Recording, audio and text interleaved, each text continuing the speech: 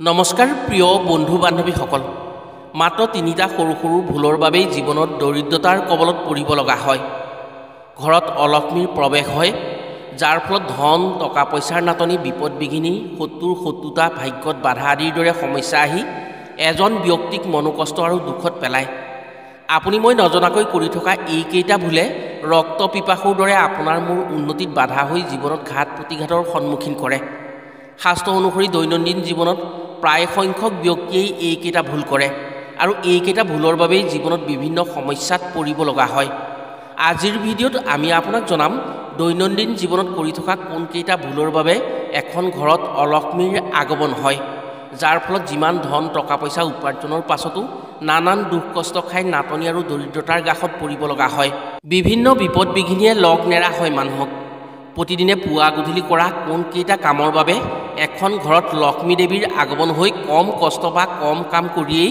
অধিক ধন টকা পইচাৰ গৰাকী হোৱাৰ সুযোগ আহে প্ৰকৃততে অলক্ষ্মী কোন অলক্ষ্মী দেৱীয়ে এখন ঘৰত কেনেকৈ প্ৰৱেশ হয় কি ভুলৰ বাবে ঘৰত অলক্ষ্মীৰ প্ৰৱেশ হৈ ঘৰলৈ দৰিদ্ৰতা আৰু নাটনি আহে এখন ঘৰক দৰিদ্ৰতাৰ পৰা কেনেকৈ ৰক্ষা কৰিব পাৰি পুৱা গধূলি নিজৰ ঘৰত কৰা কি কামৰ বাবে ঘৰত অলক্ষ্মীৰ আগমনত বাধা হয় ফলত এখন ঘৰত সুখ সমৃদ্ধি বৃদ্ধি হয় গতিকে আজিৰ ভিডিঅ'টো প্ৰতিজন ব্যক্তিৰ বাবে অত্যন্ত গুৰুত্বপূৰ্ণ ভিডিঅ' আজিৰ ভিডিঅ'টো যদি আপুনি সম্পূৰ্ণকৈ চাই তেনে কথাসমূহ জানি আপোনাৰ ঘৰখনক দৰিদ্ৰতাৰ পৰা ৰক্ষা কৰিব পাৰিব ধন টকা পইচা সা সম্পদৰ অধিকাৰী হৈ সুখ সমৃদ্ধি লাভ কৰিব পাৰিব কেতিয়াবা এনেকুৱা প্ৰতিজন মানুহৰ লগতেই হয় যে সকলোখিনি ঠিকে থাকে থকাৰ পাছতো সমস্যা নকমে যিকোনো কামত বিপদ বিঘিনি বাধাৰ শত্ৰুতা ঘৰুৱা অশান্তিয়ে অতি বিপদত পেলায় মনত দুখ যন্ত্ৰণা বাঢ়ি যায় বিবুদ্ধিত পৰিব লগা হয় আপুনি নকৰা ভুলৰ বাবে শাস্তি আপুনি বিনা দোষতেই গ্ৰহণ কৰিব লগা হয় এইসমূহ হয় আপুনি মই নিজে সৰু কৰা কিছুমান ভুলৰ বাবেই আপোনাৰ ঘৰত বা আপোনাৰ লগত অলক্ষ্মীৰ প্ৰৱেশ হৈছে যেতিয়া এখন ঘৰলৈ অলক্ষ্মীৰ প্ৰৱেশ হয় তেতিয়া বিনা কাৰণতে দুখ কষ্ট পাবলগীয়া হয় ঘৰৰ পৰা লক্ষ্মী আঁতৰি গৈ ধন টকা পইচাৰ দিশত দৰিদ্ৰতাৰ গাহত পৰিব লগা হয় প্ৰিয় বন্ধু বান্ধৱীসকল তেনে জানো আহক এজন ব্যক্তিৰ জীৱনত দুৰ্ভাগ্য কিয় নামি আহে কি ভুলৰ বাবে ঘৰলৈ অলক্ষ্মীৰ প্ৰৱেশ হয় যাৰ ফলস্বৰূপে এখন ঘৰ বা এজন ব্যক্তি দৰিদ্ৰতাৰ কবলত পৰিব লগা হয় কি উপায় নিজৰ ঘৰত কৰিব পাৰিলে অলক্ষ্মী আঁতৰি গৈ লক্ষ্মী দেৱীৰ কৃপা পৰে কম দিনত ধন টকা পইচাৰ দিশত অধিক উন্নতি কৰিব পাৰে কথাসমূহ কোৱাৰ আগতেই আপোনাক এটি সৰু অনুৰোধ জনাওঁ ভিডিঅ'টো যদি ভাল পায় তেনে এটা লাইক কৰাৰ লগতে কমেণ্ট বক্সত মাতা লক্ষ্মীক স্মৰণ কৰি জয় মা লক্ষ্মী বুলি লিখিবলৈ কেতিয়াও নাপাহৰিব আৰু যদি আমাৰ চেনেললৈ প্ৰথম আহিছে তেনে চেনেলটো ছাবস্ক্ৰাইব কৰাৰ লগতে অন্য 10জনে উপকৃত হোৱাকৈ ভিডিঅ'টো শ্বেয়াৰ কৰিবলৈ অনুৰোধ জনালোঁ প্ৰথমে জানো আহক অলক্ষ্মী কোন কেনেকৈ এখন ঘৰত অলক্ষ্মী প্ৰৱেশ কৰিব পাৰে বা এজন ব্যক্তিৰ জীৱনৰ পৰা সুখ শান্তি আঁতৰাই দৰিদ্ৰতাৰ কবললৈ অলক্ষ্মীয়ে নিব পাৰে অলক্ষ্মীয়ে প্ৰৱেশ কৰাৰ পাছত এখন সুন্দৰ আৰু সুখ শান্তিৰে ভৰা ঘৰো কিয় দুখ দৰিদ্ৰতাত সৰ্বহাৰা সৰ্বশান্ত হৈ কোনো দিশত অভাৱ অনাটন আৰু দুৰ্ভাগ্যৰ সন্মুখীন হ'ব লগা হয় যেতিয়া দেৱতা আৰু দৈত্যই সমুদ্ৰ মন্থন কৰিছিল তেতিয়া প্ৰথমে সেই সমুদ্ৰ মন্থনৰ ফলত বিষ ওলাইছিল সেই বিষ মহাদেৱে প্ৰাণ কৰি পৃথিৱীক ভয়ংকৰ বিপদৰ পৰা ৰক্ষা কৰিছিল বিহৰ লগে লগেই সাগৰৰ মন্থনৰ পৰা এগৰাকী নাৰীৰ উৎপত্তি হৈছিল যাৰ শ্ৰীচেহেৰা অতি কুৎসিত আৰু ভয় লগা আছিল প্ৰথমেই সমুদ্ৰ মন্থনৰ পৰা উৎপত্তি হোৱাৰ বাবে তেওঁৰ নাম দেৱতাসকলে ৰাখিছিল জ্যেষ্ঠা ইয়াৰ পাছত সেই সমুদ্ৰ মন্থনৰ পৰা লক্ষ্মী দেৱীৰ উৎপত্তি হৈছিল সেয়েহে জ্যেষ্ঠা আৰু লক্ষ্মী দেৱীক বাই ভনী বুলি কোৱা হয় সেই জ্যেষ্ঠাই হৈছে অলক্ষ্মী লক্ষ্মী দেৱী হৈছে ধন ঐশ্বৰ্যৰ অধিকাৰিণী দেৱী যাৰ আগমন হ'লে বা যাৰ কৃপা থাকিলে ধন ঐশ্বৰ্য বিভূতিৰ অধিকাৰী হ'ব পাৰে আনহাতে জ্যেষ্ঠা বা অলক্ষ্মী হৈছে লক্ষ্মী দেৱীৰ সম্পূৰ্ণ বিপৰীত অলক্ষ্মীৰ আগমনৰ লগে লগে ধন ঐশ্বৰ্য বিভূতিৰ সকলো হানি হৈ দৰিদ্ৰতাৰ গাহত পৰিব লগা হয় লক্ষ্মী দেৱীৰ উৎপত্তিৰ পাছত ভগৱান বিষ্ণুৱে পুনৰ লক্ষ্মী দেৱীক নিজৰ ভাৰ্যাৰূপে গ্ৰহণ কৰিলে কিন্তু অলক্ষ্মীৰ কুৎসিত শ্ৰীচেহেৰাৰ বাবে কোনো দেৱতা বা দৈত্যই গ্ৰহণ নকৰিলে তেতিয়া দুঃসহ নামৰ এজন ঋষিয়ে দেখাত কুৎসিত হোৱা স্বত্তেও অলক্ষ্মী দেৱীক বা জ্যেষ্ঠাক গ্ৰহণ কৰিছিল তেওঁ আনন্দ মনেৰে অলক্ষ্মীক গ্ৰহণ কৰি সেই স্থানৰ পৰা আঁতৰি বিভিন্ন ঠাইত ভ্ৰমণ কৰিছিল যেতিয়া দুঃসহ ঋষিয়ে জ্যেষ্ঠাক লগত লৈ বিভিন্ন ঠাইত ভ্ৰমণ কৰিছিল তেতিয়া তেওঁ পদে পদে বিপদত পৰিব লগা হৈছিল। তেওঁ গৈছিল তাতেই ঘাট প্ৰতিঘাতৰ সন্মুখীন হৈ বিভিন্ন দুখ কষ্ট পাইছিল দুঃসহ ঋষিয়ে। তেতিয়াই দুঃসহ ঋষিয়ে বিভিন্ন ঠাইত দুখ কষ্ট বাৰে বাৰে সন্মুখীন হৈছিল। তেতিয়াই তেওঁ আচৰিত হৈছিল। সেয়েহে তেওঁ জ্যেষ্ঠা বা অলক্ষ্মীক লৈ ঠাই সলাই ফুৰিছিল। যি স্থানত হৰিনাম শ্ৰৱণ কীৰ্তন হয় সেই স্থানত জ্যেষ্ঠা কেতিয়াও নাথাকে।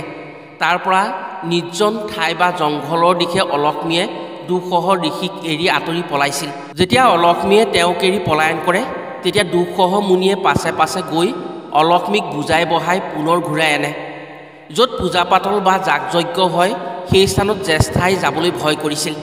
হৰিৰ নাম শ্ৰৱণ কীৰ্তন শুনাৰ লগে লগে জ্যেষ্ঠাই পাগলৰ দৰে আচৰণ কৰি নিজৰ হাতেৰে কাণত তাল মাৰি ধৰি পলায়ন কৰিছিল। জ্যেষ্ঠাৰ এনেবোৰ আচৰণ দেখি দুঃসহ মুনি আচৰিত হৈছিল। এনেকৈ ভ্ৰমণ কৰি থাকোঁতেই এদিন এখন বিষ্ণু যজ্ঞৰ স্থানত দুই গৈ উপস্থিত হ'লগৈ। সেই স্থানত হোম যজ্ঞ হৈ থকা দেখি পুনৰ জ্যেষ্ঠাই বিকট এটা চিঞৰ মাৰি জংঘললৈ গ'ল আৰু পাছে পাছে দুঃসহ মুনিয়ে গৈ দেখে জ্যেষ্ঠাই মহা শান্তিৰে জংঘলৰ মাজত বহি আছে। পত্নীৰ এনে শান্তি দেখি দুঃসহ মুনিয়ে বৰ সুখ পালে। জ্যেষ্ঠাক তেনেকৈ থাকিবলৈ দি দুঃসহ মুনিয়ে সেই জংঘলতে ধ্যানত বহিল। যেতিয়াই দুঃসহ মুনি ধ্যানত বহিল, ধ্যান কৰিলে, তেতিয়াই জ্যেষ্ঠাই পুনৰ চিঞৰ বাখৰ কৰি পলাবলৈ চেষ্টা কৰিলে। দুঃসহ মুনিৰ সেই চিঞৰ বাখৰত ধ্যান ভংগ হ'ল। সেয়েহে তেওঁ জ্যেষ্ঠাৰ ওচৰলৈ আহি পুনৰ ধ্যান নকৰাৰ প্ৰতিশ্ৰুতি দি জ্যেষ্ঠাক শান্ত কৰিলে। জ্যেষ্ঠাৰ সৈতে তেওঁ জংঘলতেই কিছুদিন থাকিল। এদিন দুঃসহ ঋষিয়ে সেই ঠাইৰ পৰা কিছু দূৰৈৰ পৰা পানী আনিবলৈ যাওঁতে মাৰ্কেন্দ্ৰ ঋষিক লগ পালে। মাৰ্কেন্দ্ৰ ঋষিক লগ পাই দুঃসহ ঋষিয়ে নিজৰ দুখৰ কথা জনালে। তেওঁ মাৰ্কেন্দ্ৰ ঋষিক ক'লে, হে ঋষিবৰ, মোৰ জীৱন অতি দুঃসহ হৈ পৰিছে। মোৰ স্ত্ৰীয়ে ভগৱানৰ নাম কীৰ্তন শুনিব নোৱাৰে।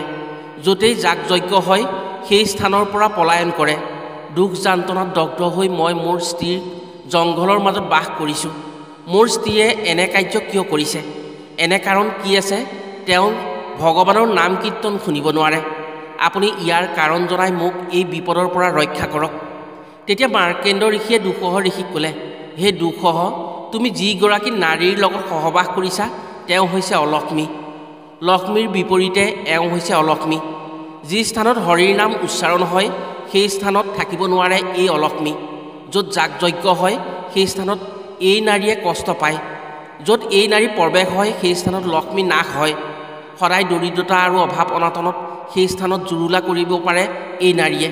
সেয়েহে য'ত হৰিনাম শ্ৰৱণ কীৰ্তন হয়, য'ত মঠ মন্দিৰ থাকে, যি স্থানত সত্য ধৰ্ম চলি থাকে, যি ঘৰত পুৱা গধূলি হৰিনাম বা হৰিক পূজা প্ৰাৰ্থনা কৰা হয় সেই স্থানত তোমালোকে কেতিয়াও নাযাবা। হে দুঃসহ, যিখন ঘৰত শিশুসকলৰ সুলোভ থকাৰ পাছতো খাদ্যবস্তু শিশুসকলক নিদি গৃহস্বামীয়ে খাদ্যবস্তু খায়, কিন্তু শিশুসকল বা বালকসকলক ভোকত থাকিবলগীয়া হয়, সেইখন ঘৰত তোমালোকে অনায়াসে বাস কৰিব পাৰিবা। যাৰ ফলত সেই ঘৰত অন্ন বস্ত্ৰৰ অভাৱ অনাটন হ'ব। সেয়েহে ঘৰত সদায় শিশুসকলক খাদ্যবস্তু দিহে নিজে গ্ৰহণ কৰিব লাগে। যিসকল লোকে শয়নকালত, ভোজনকালত, গমনকালত হৰিনাম স্মৰণ নকৰে বা হৰিক চিন্তা নকৰে, তেনে গৃহত বা তেনে ব্যক্তিৰ লগত তোমালোক আনন্দ মনেৰে বাস কৰিব পাৰিবা। যাৰ ফলস্বৰূপে সেই গৃহত বা সেই ব্যক্তিৰ লগত দুখ দৰিদ্ৰতাৰ সদায় থাকিব। দুখ দৰিদ্ৰতাই সেই ব্যক্তিক আগুৰি ধৰিব। অভাৱ অনাটনত পৰি সেই ব্যক্তি ভিক্ষাৰী হোৱাৰ উপক্ৰম হ'ব। হে দুঃসহ, যি ব্যক্তিয়ে স্নান নকৰাকৈ অন্ন ৰান্ধে বা অন্ন গ্ৰহণ কৰে বা অন্ন খায়, তেনে স্থানত তোমালোকৰ বাবে অতি উপযোগী হ'ব। তাত তোমালোকে বসবাস কৰিব পাৰিবা। যিসকল লোকে মল ত্যাগ কৰি স্নান নকৰাকৈ গৃহত প্ৰৱেশ কৰে, তেনে গৃহত বিনা বাধাই তুমি প্ৰৱেশ কৰিব পাৰিবা। যিসকলে প্ৰতি মুহূৰ্ততে মলিন বদনযুক্ত হৈ থাকিব বা মন মাৰি থাকিব, মলিন বস্ত্ৰ পৰিধান কৰি চলিব, যিসকলে বাহিমুখে খাদ্য গ্ৰহণ কৰিব, দন্তমৰ্জন নকৰে, তেনে লোকৰ শৰীৰত বা তেনে লোকৰ গৃহত অলক্ষ্মীসহ তুমি প্ৰৱেশ কৰি নানান দুখ যান্তনা দিব পাৰিবা সেই ব্যক্তিক।